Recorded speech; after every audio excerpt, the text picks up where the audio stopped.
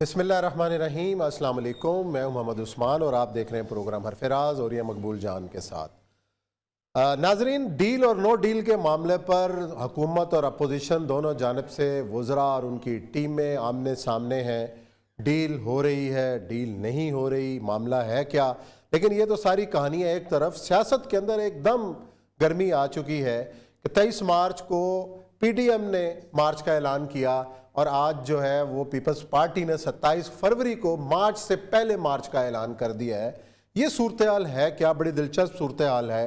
मामलात किस तरफ जाते हुए नज़र आ रहे हैं और एक तरफ जो ममनुआ और गैर मुल्की फंडिंग का केस है वो भी एक तलवार लटक रही है हुक्मरान जमात के ऊपर। इसका फैसला और इसके असरात क्या होने वाले हैं, ये है आज का हमारा मौजू।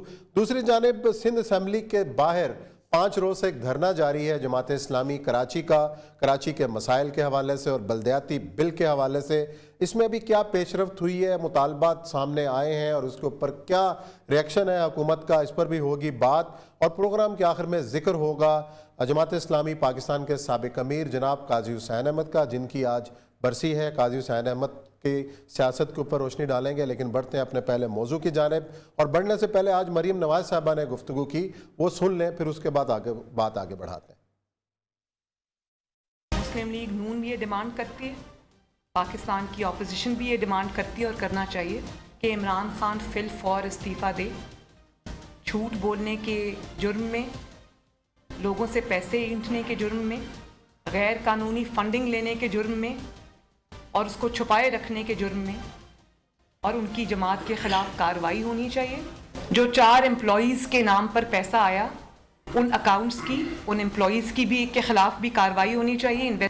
और अभी तक जो PTI के अनडिक्लेयर्ड अकाउंट्स हैं, जो उन्होंने झूठ बोल के कंसील किए, उन सब के ऊपर जो है वो इन्वेस्टिगेशन होनी चाहिए। मुझे ऑनेस्टली नहीं पता कि जो अयाज सादिक साहब ने क्या बात की है और किसकी तरफ उनका इशारा था, मैं नहीं जानती। जब तक मैं उनसे ना पूछ लूँ, डील की ज़रूरत उन लोगों को होती है जिनकी आवाम के अंदर जड़ें नहीं होती और जो डील की तरफ देख रहे होते हैं, जैसे इमरान खान। मुस्लिम लीग नून सिर्फ एक चीज़ चाहती है, एक चीज़, और वो है free and fair election. Imran Khan का जो चेहरा है वो बिल्कुल पूरे पाकिस्तान को, बल्कि पूरी दुनिया को वाज़े नज़र आ रहा है।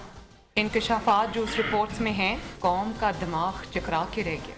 ब्रांड आपका ये है कि नालायकी, नाअहली, करप्शन, झूठ, साजिश। जी, गुफ्तगू आपने सुनी मरीम नवाज साहबा की कि फिल फॉर इलेक्शन का मुतालबा किया और फ्री एंड फेयर इलेक्शन का मुतालबा किया। दूसरी जानिब पीपल्स पार्टी ने भी 27 फरवरी को लॉन्ग मार्च का ऐलान किया है। हमारे साथ कराची से मौजूद हैं सीनियर तज्जियाकार जनाब आमिर ज़िया साहब, और तुर्की में मौजूद हैं औरिया मकबूल जान साहब। दोनों को खुश आमदीद शो के अंदर। और यह साहब, आप ही से शुरू करूंगा कि मरीम नवाज साहबा ने भी डील की खबरों की तरदीद की है कि कोई डील नहीं हो रही, हमारा सिर्फ एक ही मुतालबा है कि फ्री एंड फेयर इलेक्शन कराए जाएं, फिल फोर कराए जाएं, और फॉरेन फंडिंग केस का भी उन्होंने हवाला दिया है। और ये जो इस मार्च से पहले मार्च का जो एक पत्ता फेंका है पीपल्स पार्टी ने, इसको क्या देख रहे हैं? टाइमिंग कितनी इंपॉर्टेंट है? एक तरफ फॉरेन फंडिंग केस है, दूसरी जानब 27 फरवरी को ये वाला मार्च, फिर मार्च में फिर मार्च। तो ये मार्चों की जो हकीकत है, जो मार्चों का जो एक चलन है, ये किस तरफ, इसका एंड क्या नजर आ रहा है आपको?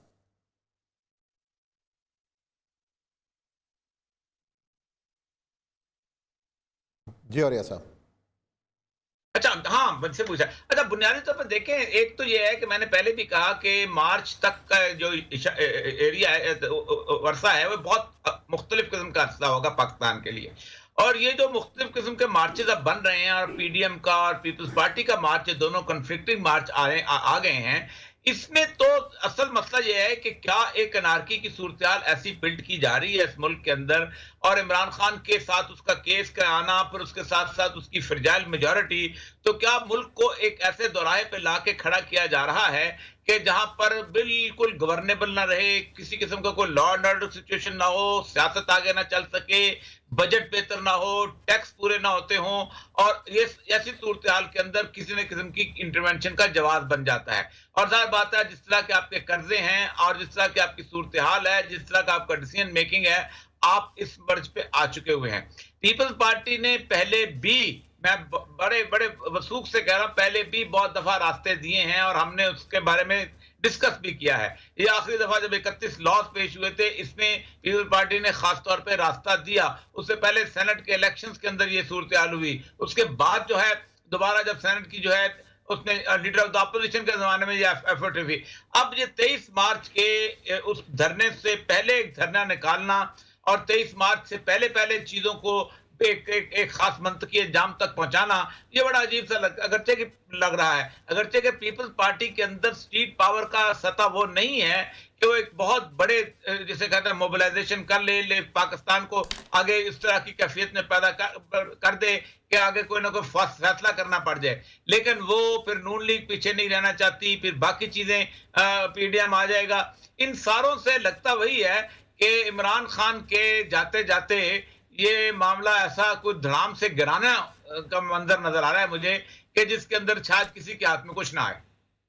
जो आमिर ज़िया साहब से पूछते हैं, आमिर ज़िया साहब, ये औरिया साहब ने जो बात की है कि ये अनारकी की तरफ मामला जा सकता है और किसी के हाथ में भी कुछ नहीं आ सकता। पहला सवाल तो ये है कि जो डील की बातें हो रही हैं, क्या डील अगर हो भी रही है तो इस तरह चीज़ें पब्लिक के सामने आती हैं अगर कोई बैकडोर को राब्ते भी हैं तो? बात ये कि देखिए डील की बातों का तो जवाब आ गया और मेरे ख्याल में बड़े वाज़ेह अल्फाज में आया।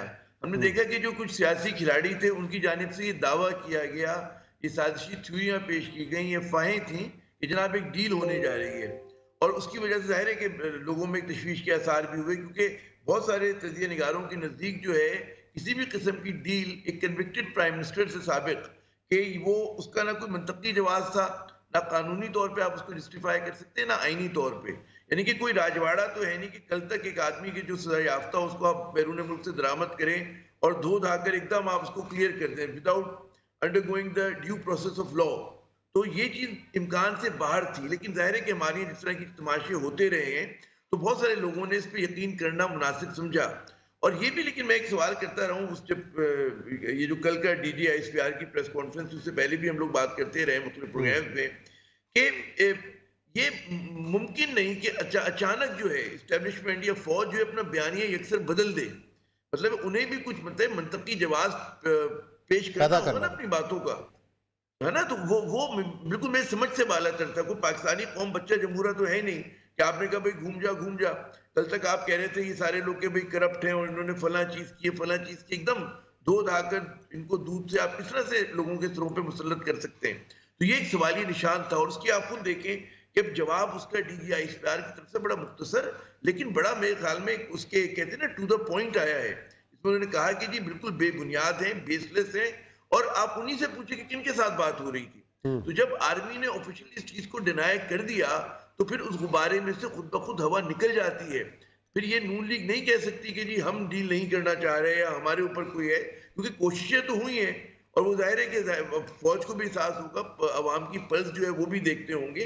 तो ये नहीं मुमकिन हो सकता कि कन्विक्टेड प्राइम मिनिस्टर। फिर दूसरी बात ये कि जो नवाज शरीफ साहब और उनके इर्द गिर्द जो हवारी हैं, जो अपने वो दिल में अनाद और बुग़्ज़ रखते हैं पाकिस्तान के इदारों के खिलाफ, और वो एक कहते हैं ना एक ब्लाइंड किस्म के इदारे चाहते हैं, एक हैयत तब्दील कर देना चाहते हैं पाकिस्तानी रियासत की।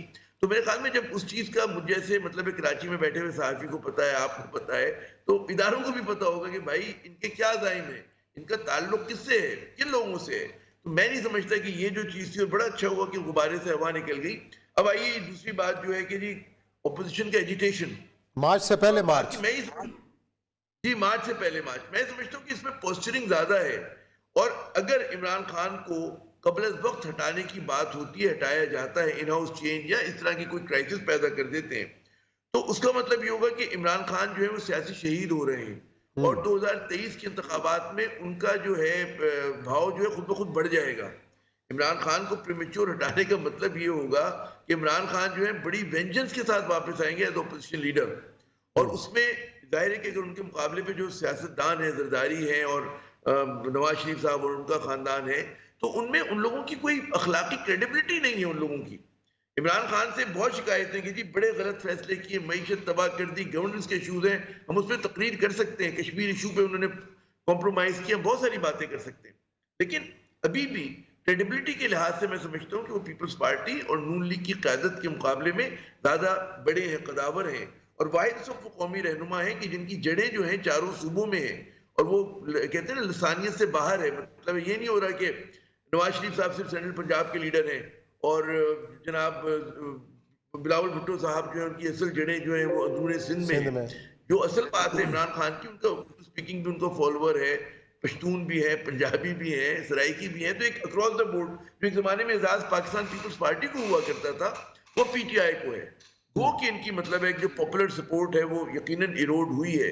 तो मैं समझता हूँ कि पोस्टरिंग ज्यादा होगी और ये जो संजीदा ओपोजिशन लीडर उन्हें भी पता है कि हमें एक पॉइंट से आगे, पॉइंट ऑफ रूबिकॉन से आगे नहीं जाना, नो रिटर्न से आगे नहीं जाना। अगर क्योंकि जाते हैं उस्मान साहब उसका नतीजा फिर एक ही होगा, जैसे कि और ये साहब ने बिल्कुल सही कहा कि जनाब फिर किसी के हाथ में कुछ नहीं आएगा और फिर कोई और किसी और फॉर्मूले की बात हो रही होगी जो यकीनन अब भी लोग डिस्कस करते हैं। मैं नहीं समझता कि इस हद तक जाएंगे, तिलों में तेल नहीं है इसमें खिलाफ के कि कोई डिसाइसिव मूवमेंट चला सकें। जी और ये साहब इन तिलों में तेल नहीं है। जी बिल्कुल नहीं, मैं सही कहा। पीपल्स पार्टी एक जमाने में बड़ी जबरदस्त उनकी स्ट्रीट पावर होती थी, खुद जलसे करते हुए बहुत जबरदस्त। भुट्टो साहब ने क्या क्या जलसे नहीं किए। फिर 83 की मूवमेंट की उन्होंने किसी ना किसी हद तक मार खाई और जालक का माशला देखा। लेकिन अब तो वो 4 बंदे हैं लाहौर में नहीं ला सकते। यही हाल नून लीग का है कि अगर उनके साथ मौलाना फजल रहमान पीछे हट जाएं और जो मदरसे के तालिबान और बाकी सारे जो उनके फॉलोअर साथ ना हो तो पीछे कुछ नहीं है। जलसे करना जो है इससे मूवमेंट्स नहीं होती। जलसे आप 2000 जलसे भी पाकिस्तान में कर लें कुछ नहीं होता। लेकिन अगर तो ये किसी एजेंडे के तहत ये चल रहा है और समझा जा रहा है कि पाकिस्तान में जो मौजूदा सिस्टम है ये डिलीवर नहीं कर पाएगा और हम ना अपने कर्जे उतार सकेंगे, ना अपनी माशी हालत को बेहतर कर सकेंगे, ना हम इस तरह की सूरत में आएंगे कोई डिसीजन ले सकेंगे हम चीन की तरफ जाना है या अमेरिका की तरफ जाना है। आज ही मैं यहाँ पर एक बांग्लादेश के बहुत बड़े आदमी से बात कर रहा था तो उन्होंने कहा कि बांग्लादेश ने अपनी जिंदगी में पहली दफा हसीना वाजिद ने इंडिया को इनकार किया है और इंडिया को कहा है कि हम क्वाड में शामिल नहीं होंगे कि हमारा मफाद चीन के साथ वाबस्ता है। और इंडिया की बहुत सख्त नाराजगी वहां पर सूरत हाल होगी। बहुत बड़े आदमी थे बांग्लादेश के, जहां उनकी अपनी पार्टी के बंदे जो थे। अब वहां बांग्लादेश जैसा मुल्क के डिसीजन ले पा रहा है, हम नहीं डामाडोल। जहां के अंदर सीपैक का सबसे बड़ा प्रोजेक्ट गुजर रहा है, जहां से वो रोड गुजर रही है, ग्वादर पोर्ट जहां पर है। तो ये फैसले कौन करेगा, किस वक्त करेगा? क्या इमरान खान को कुछ सांस लेने देगा या अगर नवाज शरीफ आ जाए तो वो फैसले करेंगे अमेरिका से आजाद हो गए क्या ज्यादा? ये है क्राइसिस पाकिस्तान का। और इस क्राइसिस के अंदर अगर कुछ पॉलिटिकल पार्टीज प्ले विद करती हैं और कुछ और लोग आके वो जो एक पब्लिक अपराइजिंग की सूरत हाल बना लेते हैं, एक तूफान सा खड़ा कर देते हैं, उस बहाने में अंदर इंटरवेंशन हो जाती है तो ये सब कुछ खराब हो जाएगा। और जहां तक इस बात का ताल्लुक है कि नून लीग या ये लोग जो हैं ये इमरान खान को वक्त से पहले ये कभी भी नहीं करेंगे। आमिर जाद साहब बिल्कुल ठीक कहते हैं, इमरान खान साहब की सारी बुराइयां अच्छाइयों में तब्दील हो जाएंगी और इमरान खान का उनका कहा जाएगा कि ये तो काम कर रहा था आपने सीढ़ी उसके नीचे से खींच ली। इसका मतलब ये है मलबा जो है वो नून लीग पे गिर जाएगा या पीपल्स पार्टी पे गिर जाएगा और ये बाकी जो है मुकम्मल तौर पे दोबारा इलेक्शन के अंदर आने के काबिल नहीं होंगे। और ये सब आपने जो पॉइंट उठाया है और आमिर ज़ियाद साहब ने भी बात की कि सियासी शहीद नहीं बनने देना चाहते अपोजिशन, लेकिन यही इसका मतलब ये है आमिर ज़ियाद साहब कि खामोश मुफाहमत पीपल्स पार्टी और मुस्लिम लीग नून की क़यादत के दरमियान है कि इमरान खान पूरे 5 साल मुकम्मल करें। जी बिल्कुल। बात यह है कि देखें अब तक 2002 से जितने इंतखाबात हुए हर पार्लियामेंट ने अपनी मियाद पूरी की, वजीर आजम कोई नहीं कर सका। मुझे लग ये रहा है मतलब है कि इमरान खान कोई इस मुल्क में खाकम बदहन कोई हादसा हो जाए, कोई बहुत बड़ी बात हो जाए वो अलग है, लेकिन अगर आप तमाम फैक्टर्स देखें तो मैं समझता हूँ कि इमरान खान इस वक्त उस पोजीशन में है कि गालिबन वो कारनामा जो अब तक किसी ने अंजाम नहीं दिया, बेनज़ीर भुट्टो नहीं कर सकी, नवाज शरीफ नहीं कर सके, तो और जुल्फ़िकार अली भुट्टो साहब के दौर से अब तक नहीं हुआ, तो उसमें वो ये कारनामा अंजाम दे पाए। और उसमें यकीनन बहुत सारे इफ्स एंड बट्स हैं क्योंकि पाकिस्तान जैसा एक बड़ा वोलेटाइल हमारा मुल्क है और यहाँ पे आलमी साजिशें भी बहुत ज़्यादा हो रही हैं और हमारे अंदर अपने कंट्रडिक्शन बहुत ज़्यादा हैं। लेकिन अगर चीज़ें जिस तरह से चल रही हैं, क्योंकि एक बहुत गालिब हमारा इस्टेब्लिशमेंट में भी एक राय है और हमारी सियासतदानों में भी राय है कि जी ये सिस्टम चलते रहना चाहिए।